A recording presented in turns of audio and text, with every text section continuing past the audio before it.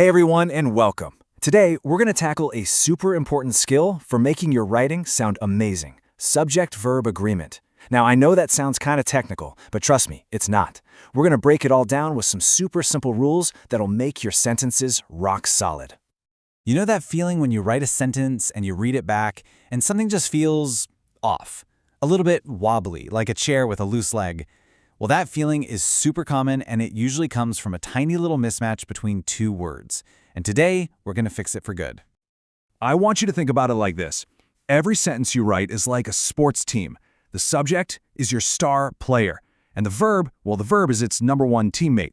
And for your sentence to score, to win the game, those two have to be on the same page. They have to match perfectly. If your subject is a single player, your verb has to act like one. If your subject is a whole bunch of players, the verb has to match that too. So here's our game plan. We're going to start with the golden rule. Then we'll see what happens when players team up with the word and. After that, I'll teach you a cool little trick called the proximity rule. We'll expose some tricky teammates who try to fool you, and then we'll wrap it all up with your very own coaching playbook. Ready? Let's do it. All right, first up, the most important rule of all. This is the foundation for everything. It's so simple. Just remember this: one for one, more for more. Okay, so check this out. On one side, we have a single player, the girl, just one person. So she gets a singular verb, talks. Notice that little S on the end? That's our clue. But on the other side, we have the whole team, the girls. That's more than one, so it's plural. And they get a plural verb, talk. No S this time. It really is that simple. One subject, singular verb. More than one subject, plural verb. Okay, so what happens when we add more players to the field using the word and? Well, this usually makes our team bigger, but there is one little exception we gotta watch out for. So most of the time, and just adds another player. Shreya and her cousins. Well, that's definitely more than one person, so we use the plural verb are. Easy enough, but look at this other example. Butter and cheese is harmful. Now wait a minute, aren't butter and cheese two different things? Yes, but here we're thinking of them as one single idea, one topping. It's like macaroni and cheese, or peanut butter and jelly. When they act as one unit, we treat them as a single player and use a singular verb, is. All right, time for a really cool grammar shortcut. When you use words like or nor, you're giving a choice between players, right? Well, when this happens, the verb gets kind of lazy. Yeah, really. It doesn't bother looking at the whole team. Nope, it just looks at the teammate who's standing closest. It's a super simple three-step play. Here's how you do it. First, just find the two subjects that are connected by or nor. Second, see which one of them is physically closest to the verb in the sentence. And third, you just make the verb match that closest subject. That's it. Okay, let's put this into practice. Check out this sentence. Our subjects are mother, which is singular, and her friends, which is plural. So which one is closer to the verb? Friends is, right? It's right next to it. And since friends is plural, the verb is plural, no. Now get this. If we flipped it and said neither her friends nor mother, then mother would be the closest. So the verb would have to change to the singular knows.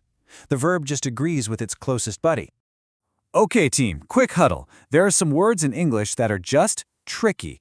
They're like little imposters trying to disguise themselves and confuse you. But once you know their secret identities, they've got no power over you. So let's pull back the curtain and see who they are. First up, these words here. I know. Words like everybody and anyone sound like you're talking about a whole crowd, right? But in the grammar game, you gotta think of each one as a single unit. Think of everybody as one whole group. So it always gets a singular verb with an S. Like in the example, everybody thinks. Okay, now for these guys, it actually makes perfect sense when you think about it. Scissors, trousers, tweezers, what do they all have in common? They all have two parts that make a whole, right? You can't have one trouser. It's always a pair. Because they come in pairs, they always take a plural verb. So we say, these trousers are too tight. And now, for the sneakiest imposters of them all. These words are designed to trick you. They have an S at the end, so your brain just screams plural. But nope, it's a trap. Words like mathematics or news are just the names of single things, one school subject, one type of information. So they're always singular. Mathematics is an interesting subject. All right, amazing job, everyone. You've learned all the key strategies. Let's do a quick huddle and go over our coaching playbook one last time so you're always ready to build those strong sentences. Rule number 1, and you can never forget this one, the golden rule. Singular players get singular verbs. Whole teams get plural verbs. One for one, more for more. Got it? Good. Next up, rule number 2. Remember, when you use and, you're usually making the team bigger, so you'll need that plural verb. Just keep an eye out for those tricky times when two words become one single idea. And rule number 3, don't forget our little shortcut, the proximity rule.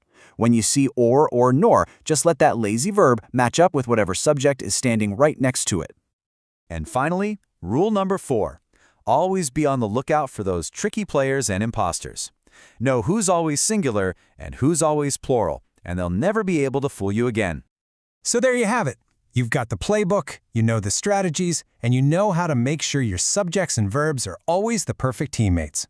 The next time you sit down to write, you're the coach. So get out there and start building some amazing championship-level sentences.